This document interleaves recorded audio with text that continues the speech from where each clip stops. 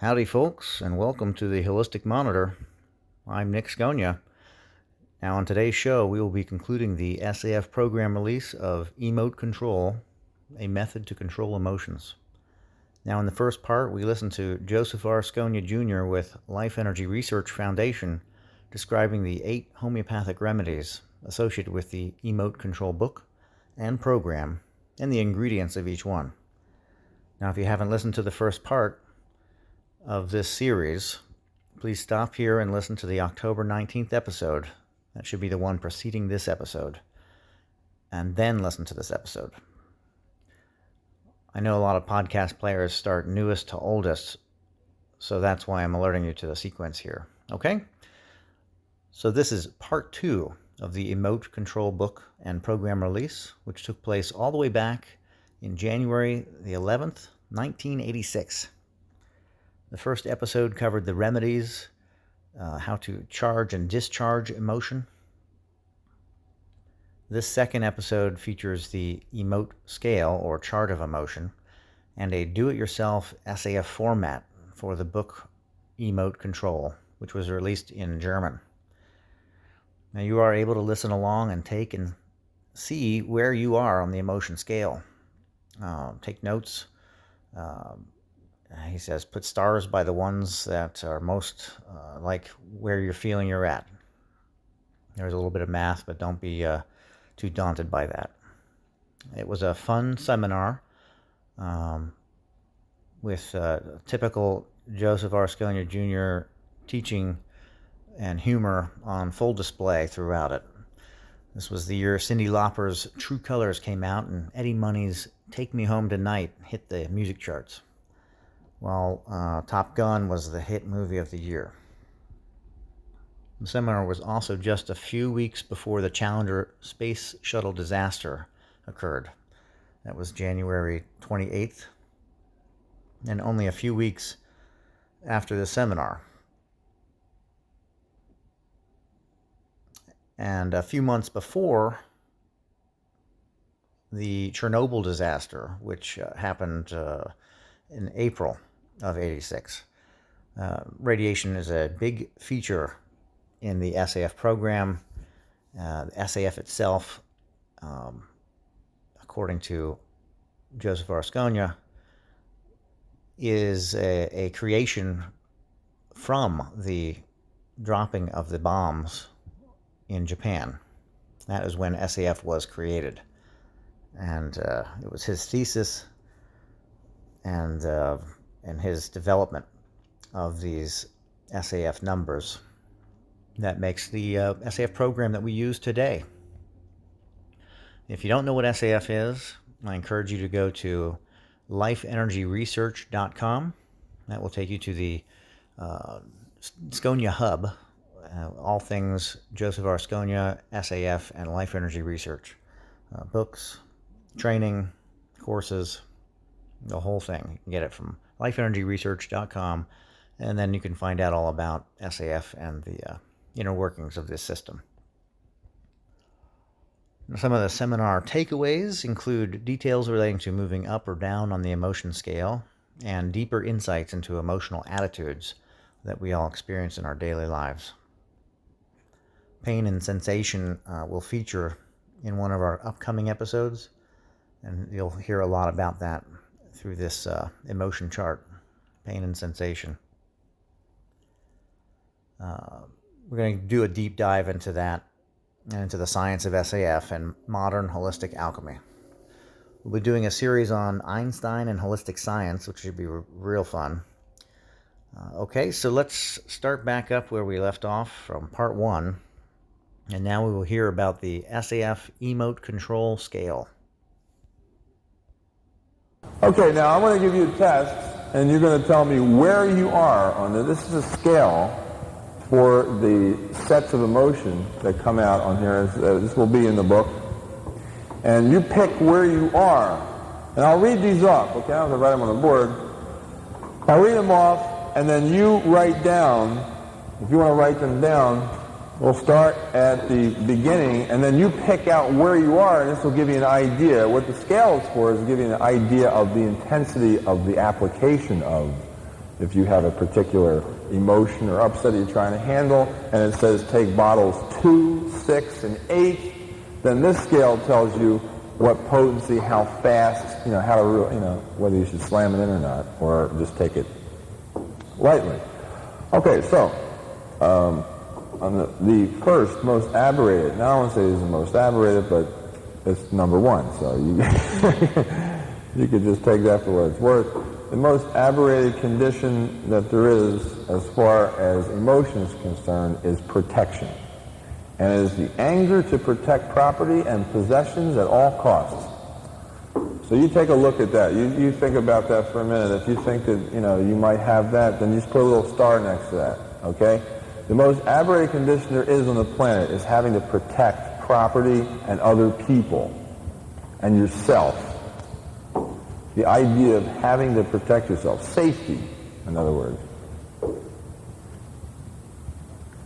And, of course, this protection goes to an extreme where you have clubs and groups and organizations, and this is why we have a polarization of the race, because people, oh, that guy, he's got a black hat, I have a white hat, we got to murder those people, we got to go over and shoot these people because they're so-and-so, it's just, we got to protect this ground here because this is where all oil is, and we need to have this oil for, it's like the idea of an immortal being having to protect locations and things and other people and trying to have them behave in certain ways is the most aberrated situation there is.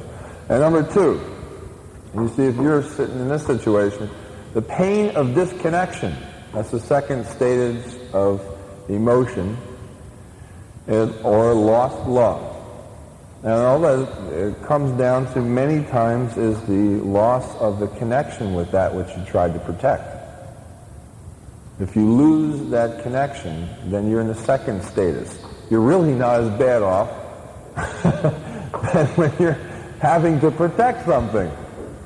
I must protect, I must make sure that so-and-so does not see so-and-so. How the heck can you do that? Only, your mind is twisted in trying to make things appear the way you want them to be when other entities are actually trying to manufacture another circumstance altogether.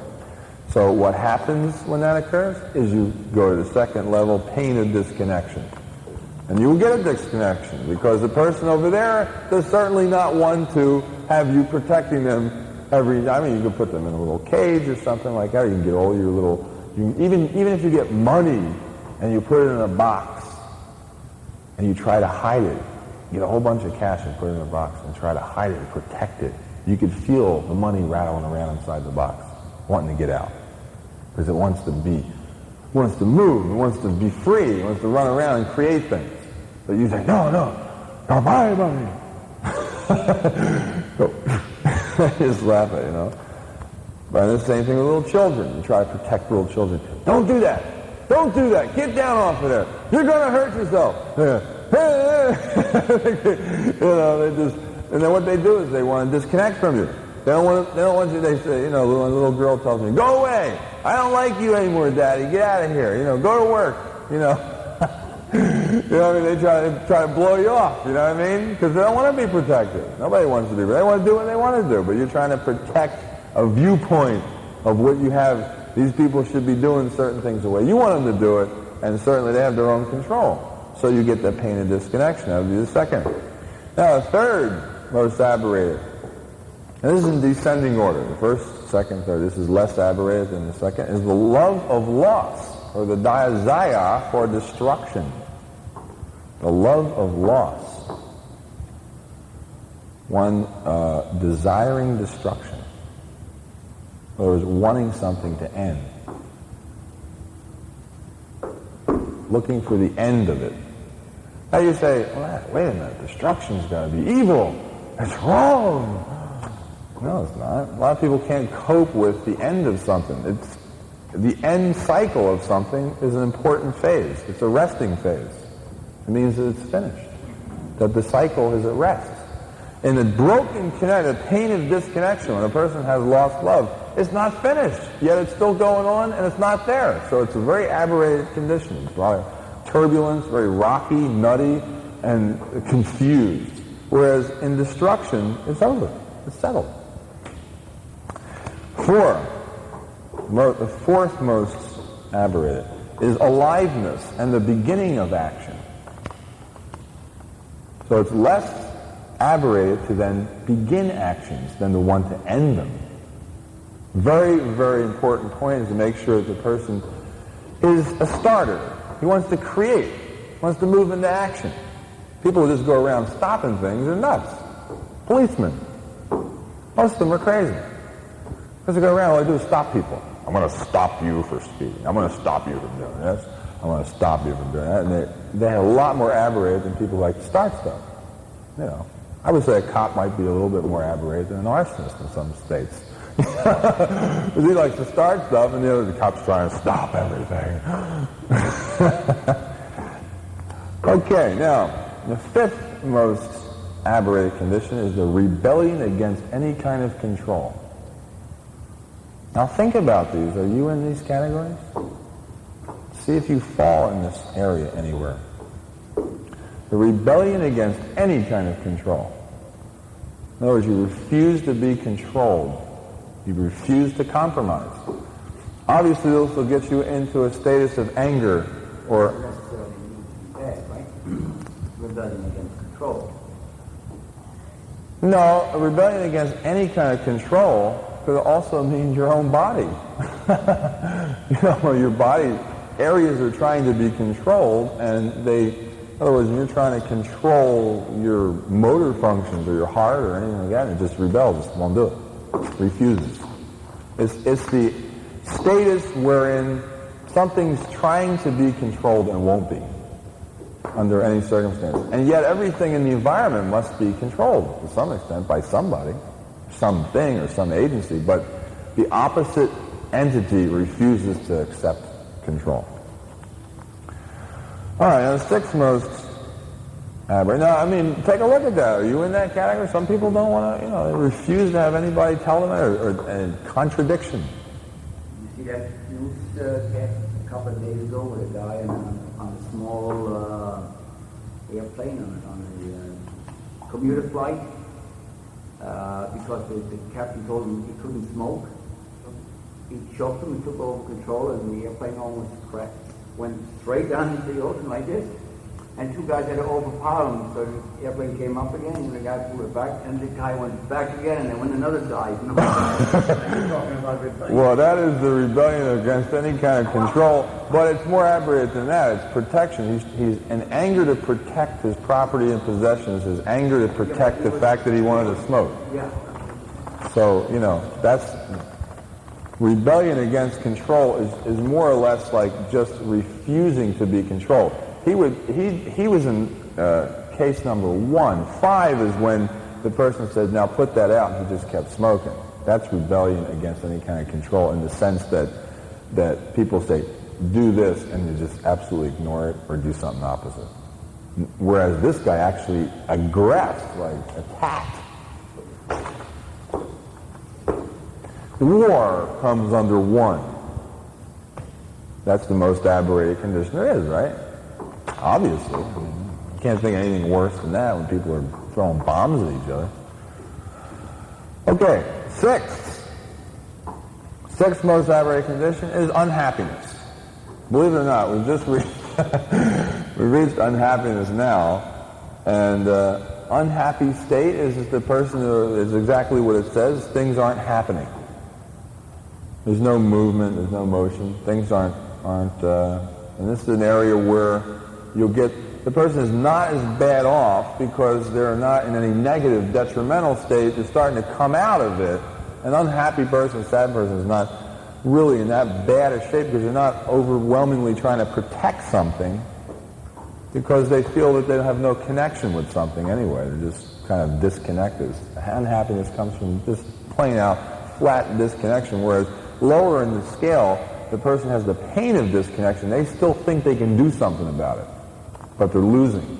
So they're piling energy into the problem and losing it, whereas the unhappy person is just sitting there saying, oh, well, I'm not giving up anything anyway. I'm not going to lose anything. I'm not going to gain anything. I'll just sit here and be unhappy. Now 7, the most, here's the next most aberrated, is don't want to be involved. And that's the person who just refuses not to get mixed up with anything because of his overall viewpoint that nothing's going to come of any consequence anyway, and there's no way he can affect anything because he's very close to the fact that control is very out of his reach. He can't really control anything, so he knows that if he gambles and if he tries to do anything in life, it's not going to work anyway, so then he just don't want to get involved. Now the 8th most aberrant emotional state is that things will never get better. That's the viewpoint. It's an attitude, certainly. It's a static emotion, and it's the viewpoint that nothing will ever improve. Whatever he attempts will just not improve, won't get any better. And so it's very close to things like don't want to be involved in unhappiness because the person is not putting out any energy flow because he feels that it won't get anywhere anyway. The next one is the pain of pain. Now it's really funny because real heavy aberration is pains of disconnection where the person is very, gets themselves really kind of lost in space where they don't have any connection to anything, they don't have any affiliation with anything. Pain of pain comes from the fact that the person is participating in life. They're bumping into things. They're running into things. I mean, you get pain of pain from experience. Okay, the guy's out there doing something. He's out there playing ball and he goes smashing into a wall or something, or he's flying his airplane and smacks it down on a runway, or there's like a lot of different things that happen in the environment that create an excess of pressure that gets you on this level. And the guy's really starting to play now. He's really a player. He's really out there. We're getting midway, at number 9, we're getting midway to the scale, and the scale's going to start getting better. Number 10 is criminality, lies, and injustice. Now the guy's a real player. I mean, he's really playing the game. This is like where most business, this is probably I guess more or less business number 10. Just going to court, or whatever. There's no way you get justice in the justice system. It's the whole 9 yards. You're not really supposed to descend to number 1, protection. I mean, you can't protect these things. You have to fade in and out of the social convention of operating with situations the way they are. 11, jealousy. The need for a person to zealously have something that belongs to somebody else. That's jealousy. To reach out, boy, that guy, gee, look at that guy's house. Wow, wait, man, I want to get that. Now, jealousy is even crazier when the person has to have the same house. Then it starts to sink down to 1. If a person is jealous and wants to buy a house like that, it's not so bad. But if they're jealous and enough to get angry and go in and start shooting and take the guy's house away, then you can see how he would sink down the scale. He would get jealous first, then he would become criminal, and he starts sinking down the scale. And then he'd create the pain of pain, would go in and bust the door down. And then he will, express the fact that things will never get better on his side of it, and so he has to take this other guy's thing.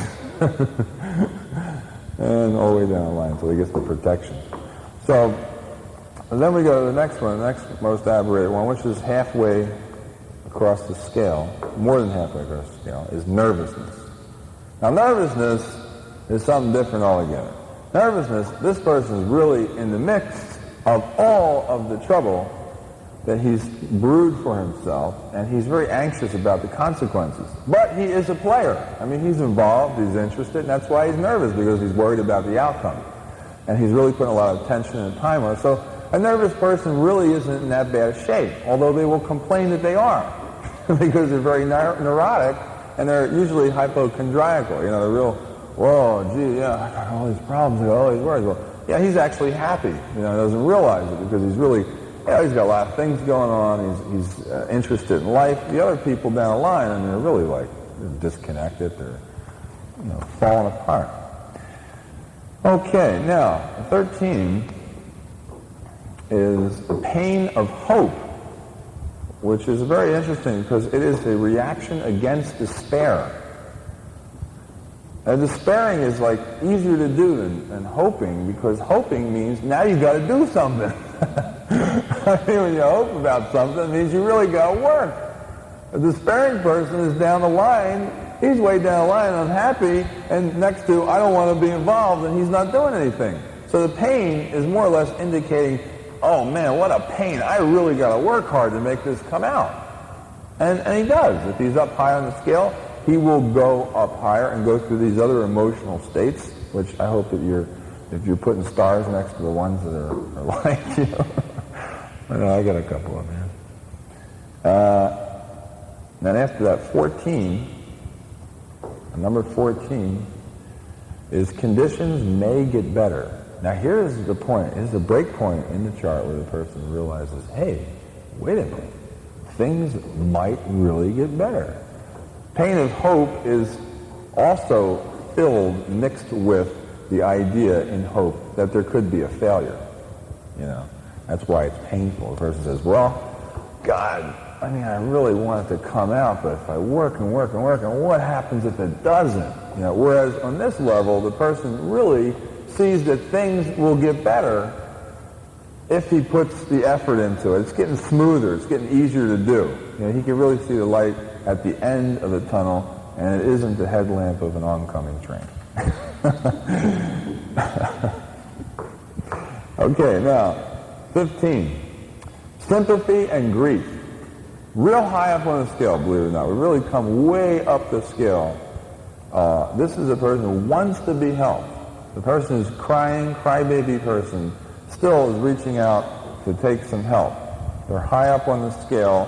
They're not in as bad a shape as they think they are, but they're using energy to pull sympathy. They want people to side in with them and help them. They're using it as a weapon, more or less, as a tool or a device to get energy. And 16 is the fear of change. Now up here on 16, the person is afraid of changing things. They want to get better, they need the help, but then they resist the change. A little bit afraid that if they change things that, well, it's just, I'm not going to like it. So they're afraid of it. 17 and 18, need for change. This is where the person really has to change, feels that they've got to change, and in the worst ways. And this is the actual level, the crying level, where the person actually breaks down into tears, trying to pull in the energy for the need for change immediately. But this is more acute than number 15. In number 15, the person has a chronic need for help. Number 17 and 18 is a very acute need for help. I have to have it now. It's like an automatic emergency. 19. And this is where 17 and 18 was need for change. It was a double number. 19 is now stability, no change to the point of boredom. Now here the person actually reaches some clear ground, a clear state, and doesn't really, actually got their way. Now however they got up there, however they pushed across this whole scale and got up there is not really important. The point is that that's where they are, and it's still not a very good state, because even though it's not as bad as all the others, nothing's really happening. It's just they have everything's in a status quo. Number 20, release of worry. Now here's a point where the person has set up circumstances where they really don't have to worry about anything anymore. I don't know how many of you at this point. Release of worry. 21. Help wanted for constructive projects. Now here the person at 21 is getting up there. I mean, they are looking around for people. They're putting organizations together. They're making things happen so that a constructive organization and project can occur, so the massive undertaking that will ultimately create some significant impact on society is occurring. That's 21. 22 is loyalty to the cause. This is a person that is really steadfast in his beliefs as far as like whatever he has set forward to in concept or has aligned with another concept. He will push all the energy past all the barriers and the breaks and the confusions, the exhaustion, the resistance and everything, and push it through, push the energy through so that the matter materializes. Very high state of being. 23 is the perfectionist. Is where the person makes every detail come out the way it was supposed to. There's attention to detail. There's, everything starts to gel. Now, of course, this really depends on the enormity of the project. But this level could be, you can't say, well, I want you to have loyalty to the cause. We want you to, on the space shuttle project or something. The guy doesn't know anything about, even about kites. Have to be connected with his own reality. And the last one is elation, the top of the scale, elation. No need to protect anything. Shares willingly, shares productive energies willingly. Just says, hey, all projects, all systems, everything are open. People can work together, just high control, a lot of responsibility. So, now what you do is you just put stars next to the ones that you feel. Stars you mean like on 1 to 5 or? No, just put this star the ones where you feel your level is.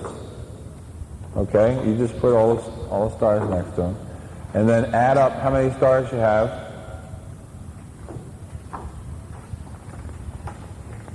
Add up all the stars you have.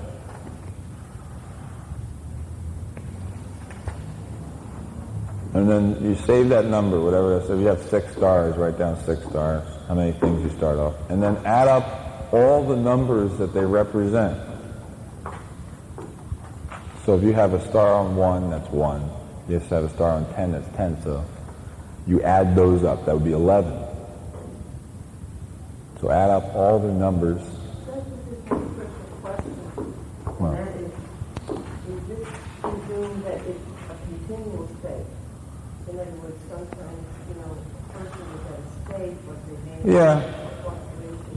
Oh, well, it depends on the circumstance, but I would do it more or less on a chronic, how you chronically behave under the pressure of what you do. Not just something that comes along, let's say, how you feel when you went to the opera. It'd be more like, just your general state. And so then once you get all the numbers added up from all the things that you divide the number of the stars that you had into the total number.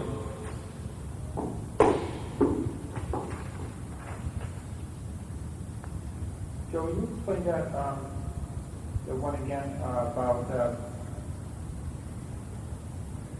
number 4, aliveness for Starting project. is enthusiasm for starting? No, this is just, it could be starting your menstrual cycle, it's a real low level, just starts, It's nothing, it's just a starting versus stopping, that's all. Very low level stuff. But it's the aberrations of starting, really, not starting itself, just the inhibitions to... I'm going to go through, say, reconstruct this room and start planning it. Yeah. Right. Well, that's what it is. That's what 4 is. The aberrations, the inabilities, the inconsistencies of starting. Not if a person starts his car engine, hey, yeah, that's me. I love to start car engines. That's not it. That's not what it means.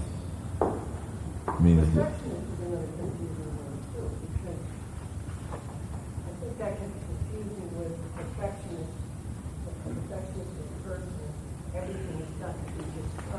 Well, you got to look at on the relativity of the scale. It's the 23rd thing. So when it says perfectionist of the 23rd level, it means the type of person that has great attention to detail and also the order of importance of detail, and doesn't spend a whole lot of time, polishing his shoes while the rest of the house is burning down. I mean, it means a person that puts attention on the correct details and the correct sequences and makes sure that everything's working perfectly, rather than all the papers are in order like some nitpicky jerk. It's somebody that really makes sure his engines are tuned up just right, and he's the kind of guy that if you're supposed to be running your engine at 2350 RPMs, it's right on the 2350 all the time, and never fluctuates more than an RPM either way. Gets nervous if he's used to be, there's always here and here. No, he doesn't get nervous. He's aware of the detail. No, but I'm saying the lower level. Oh, the lower level guy is the guy that starts screaming because it's, look what you've done! That's a protectionist. That's a guy on down one, I think that belongs somewhere in the lower level one, to the description. One of them, I don't know which one you think it's one. Well, I mean, I think we disagree that some people would get real angry about it, other people would just get annoyed that somebody moved something that belongs. yeah. Well, you got to remember that a higher level, up around 23, the person is doing things so efficiently that anything it's hardly even noticed, and there's no emotion in it. In other words, you don't get any flow. Nobody gets a feedback or a static or a pinching from his existence. They don't even feel that he's around. Just things are just all working, like a place is just humming. Hey, gee, who's taking care of this place? Some guy. I don't know where he is. It's like you don't notice him around, yelling at people and getting them white gloves and going, oh, what's this? That's not what it is. Yeah. 2022. 20, loyalty to cause. And 20 is release of worry.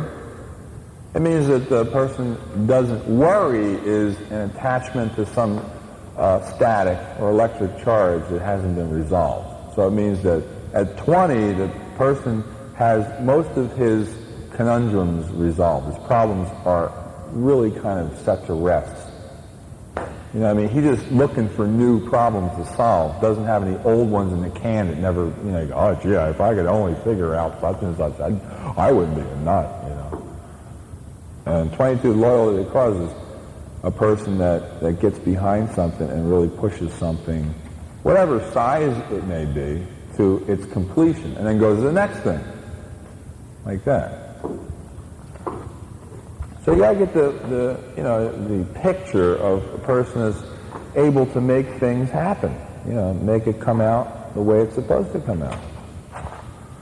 Whatever, the structure dictates, that's, he's able to, he or she.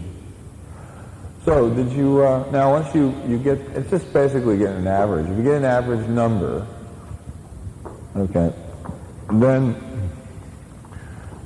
you get that number, okay, and you divide.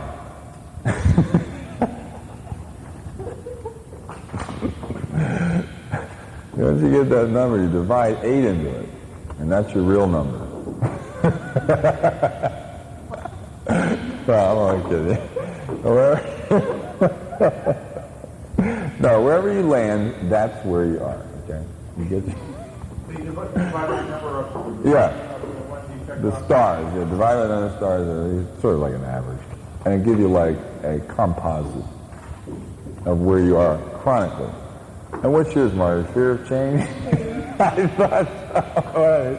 That was a dead one for you. This is the trouble I had getting to buy the computer.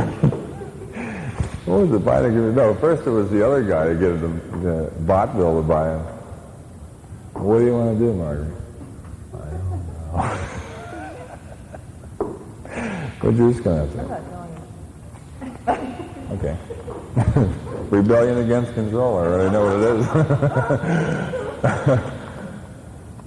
What's, did you get one? 15?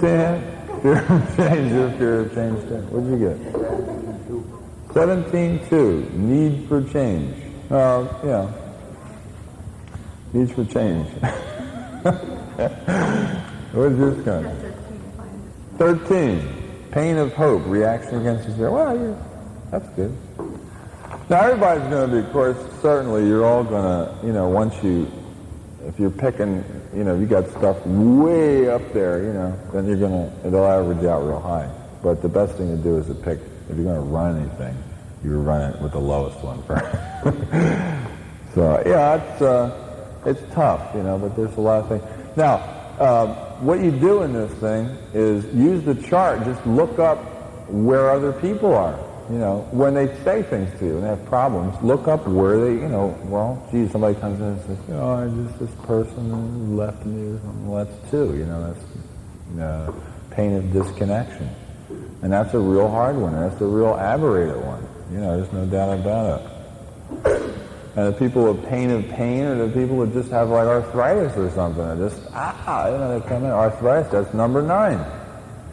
And, so you know where they are on the scale. Now, what's the use of the scale? The scale is, frankly, to make it work real well, all you've got to do to make them go up the scale is to do the next highest one.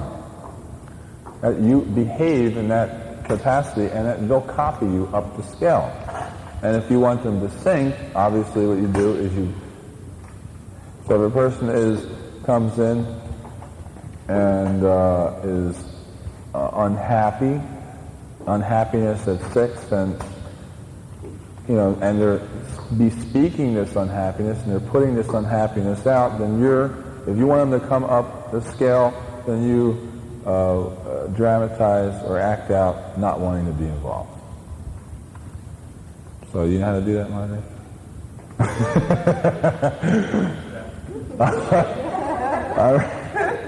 I'm afraid to answer that. And if a person doesn't want to get involved, and then if they copy you and they say, yeah, I don't want to get involved either, and then you dramatize, things will never get better. Yeah, I don't want to, but you're right, things will never get better. Yeah. I knew it wasn't going to work out. Look at the way society is. It's terrible. Nothing ever works, does it? I haven't seen one person have anything work in their whole life. And it'll be real funny. As you do this, they'll start going, ow. They'll start getting, oh, my arm, my shoulder's hurting. No, really, you'll get it. That's a real neat point right there at 9. Yeah. It's a pain, yeah. The pain and pain. Pressure will start to build up. Because they'll feel the pressure of the movement. Each one of these levels has a certain amount of pressure associated with it. They have to feel that pressure. And then as they're coming through that, and then when they're feeling the pain, you say, well, I gotta go roller skating. Something like that. I gotta go see my bookie. You just run 10, lies, criminality, injustice. What does that mean? Oh, it's really, withholding, prevaricating, just being sneaky, sneaky. Lies, lies, criminality, injustice. And jealousy. So now you start getting real, you start copying that, and then you get real jealous. Hey, where did you get those earrings, man? Wow, I want a pair just like that. Oh, I'm sorry, they don't have another pair. Well, can I buy those? You keep looking at them. And then fidgeting, nervous. They'll just keep chasing you because basically, scanner to scanner, people copy. Obviously, one day the movie comes out with Cyndi Lauper and she's got purple hair and 75 earrings on this side and none on this side, and with earwax dripping down, and one pant is higher than this one, like that. And then the next day, you see 500 kids on the street with the same thing. That's what they do. They just copy.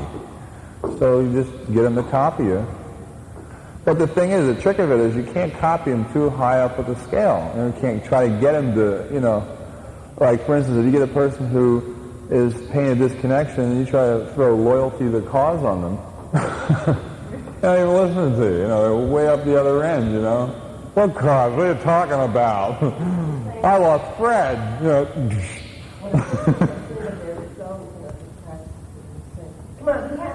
Yeah.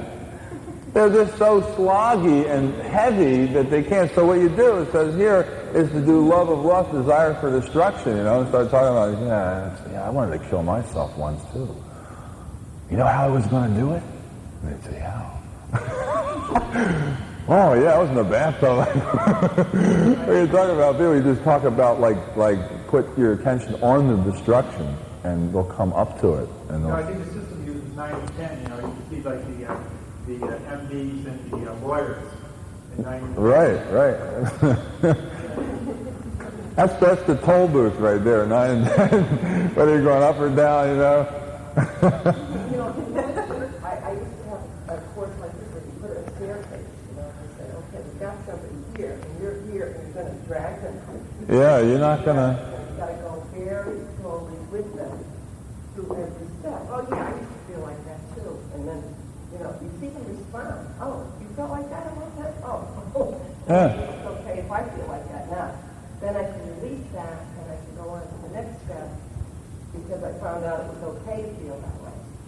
Well, mostly they get individuated. The thing that builds up the charge really puts a lot of electric charge on, really makes them pressurized is the differential. If they're different, then they can't ground out. See? That means that they have no pole to ground to. There's no other similar to discharge to. And so they just sit there and they start to float and they think they're a star or a planet or something. They're individuated and they have their own charge ball there. Well, yeah, you can't, the minute you individuate somebody and go, you look at, it's real easy to do that. You just look at their face and go, ew, I mean, they go, the scanner just turns off and then they're like, oh, yeah, you can see they start floating away, because they don't ground anymore. What grounds people is their assimilation. Yeah, it's the same way, right? If you're very depressed and you really have such a fear of depression yourself that you can't even, identify with it. Yeah. Afraid, or if they're talking about suicide. I mean, it's like you're afraid to come close to it. They just flip out. Yeah, You say, well, yeah, I have some feelings like that. Everybody does once in a while, and I have them too. Come on. it's like upbringing. I've met some people that really innately know how to do that. They just know how to assimilate and then how to discharge, on their own. But it's real sporadic, and they don't know how to do it by formula to fix stuff. They just, some stuff they can do it on, and then there's other subjects where they differentiate on. They can't. But the minute they get that, I'm the only one this ever happened to, like this, forget it. I mean, they're gone. I mean, you got to get them to see that there's whole lots of other people that have the same problem, and then that kind of can give them a grounding base. And the next question is, well, what did they do? How did they get out of it? And then it gives them something to work on. And if you don't do that, I mean, it actually electrically discharges. I mean, you'll actually lose charge because there's another pole to talk to and say, oh yeah, I had the same thing. Wow, man, That's because of jealousy for another disease. Yeah, right. But one thing that maybe could become clear is that you can't do it intellectually. You can't just say to somebody, that's why you have grandparents. You can't just say to somebody, oh yeah, I felt like that. Yeah, no, you gotta show it to them. I felt like that. I remember when I felt like that. It's the way it should be for me, and something like that for you. I know what you're feeling. Well, I think the key is this we've debated for a long time, and I was listening to some old tapes of here a couple of years ago, and I think what needs to be clarified is the idea that the person is not an individual that's seen you in the SAS session. They are similar. I mean, like attracts like, right? I mean, you're not seeing that particular person as a coincidence, right? But for that particular moment, because here's the point you made a couple years ago, and I wasn't quite clear on it. The idea that you said, don't run your chain on them. But isn't that person part of your chain? It seems to me that my participants, the statements work better when I see that person is not speaking to me is not sitting in that particular chair for a coincidence. They seem to be there because of a need that I have or an issue that I have to address. Yeah. Well, that's true. I mean, you have to, people, the affinity, the likingness makes it work better.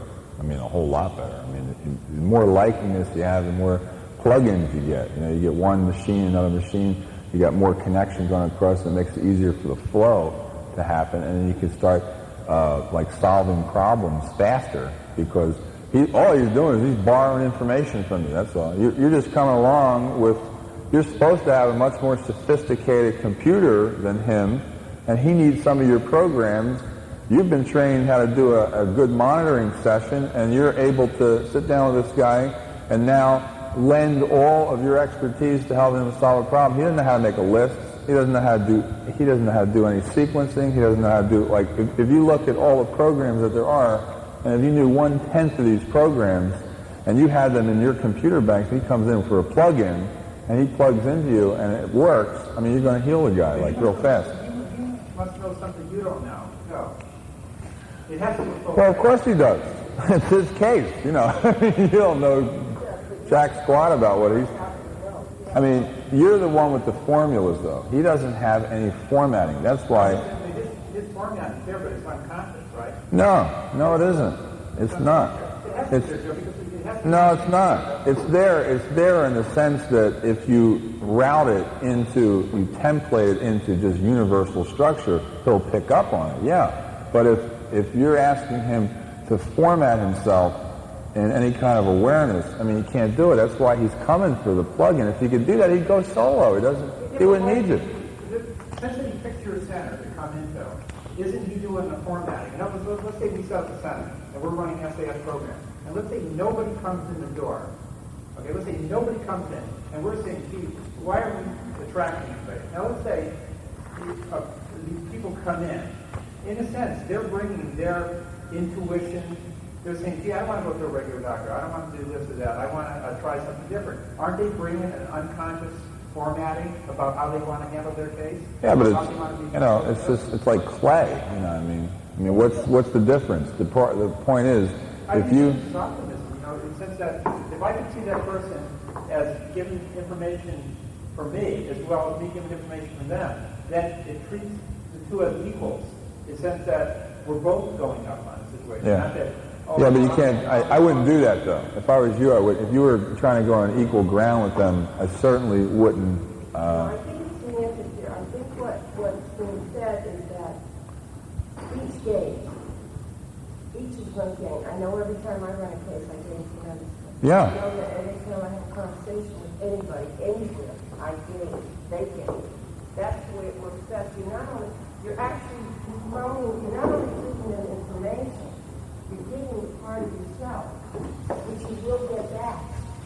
Well, it's just like when you go in the business or something like that, and you're going in the carpentry business, and you have the tools and they have the wood. I mean, you just try to share. The thing is, don't sell yourself short. I mean, if you're highly trained, you've got any kind of rating at all, and you really know your shit. I mean, there's no way that the kind of data that they have in their banks, and it's all really relative to who you're dealing with. I mean, each person that comes in, it's real experiential. One person who comes in may have like their gene tracks and their spiritual tracks are probably, real light. It's like nothing there. There's hardly any charge. It's like little scratchings here and there. Then you get another one, like, a real heavy, slimy one. It's like, like a big bumblebee, it's had like a lot of heavy stuff go down. I'm sure they could teach you a whole lot of stuff, but you're the guy with the data that knows how to extract it. I mean, they don't know how to extract it. They never had anything like this. There's no place even on their gene tracks that have any kind of formatting like this, okay? The thing is that since it's parlayed and paralleled in with circuits that are universal, they'll pick up on it and they'll understand it real easy. It's not real hard for them to do that. I think I'm getting an idea of what you mean. A lot of programs like the infrared tap in on the circuitry of the person, but as far as their awareness of it, man, I'm telling you, they're so far gone. I mean, it would take them like at least grade 8, grade 9 for them to even be able to sit back and and even figure the structure or configure it. They'll never, even after you run up to 8 or 9, they're still not going to know that basic structure that you know. Because all that's happened is you're using the structure to pull charge off here and there, and you're just playing with the board. The analogy I can make is that even though a person could be, let's say, trained to run a computer up to level 9, it's a real hot computer, he may still not know anything about the computer, the chips, how they're made, or any of that. I mean, he doesn't know anything about that. All he knows is, oh yeah, I know BASIC and CPM and all that, and I can write some really, really imaginative programs, but as far as how to construct a 6402 chip, I did it all, The same thing with, I know how to drive a car, but I don't know the first thing about, how to make an internal combustion engine, I know a little bit about it. You like flying, but you don't know, you can't take the engine apart, right? Yeah, I'll tell you, frankly, if it came down to that, I would be in. If I had to do that, I would have been going a long time ago. Hey, okay. Wasn't that a great seminar?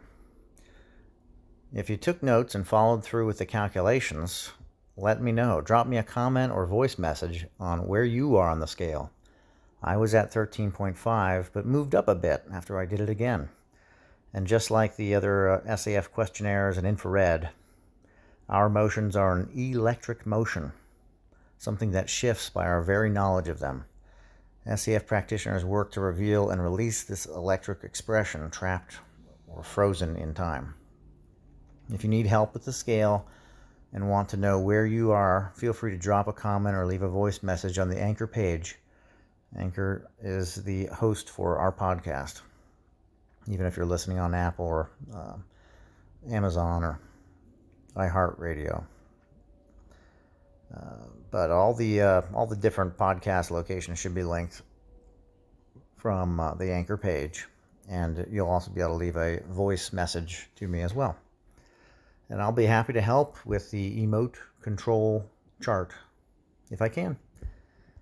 I hope you enjoyed this 2-part episode on one of hundreds of SAF programs.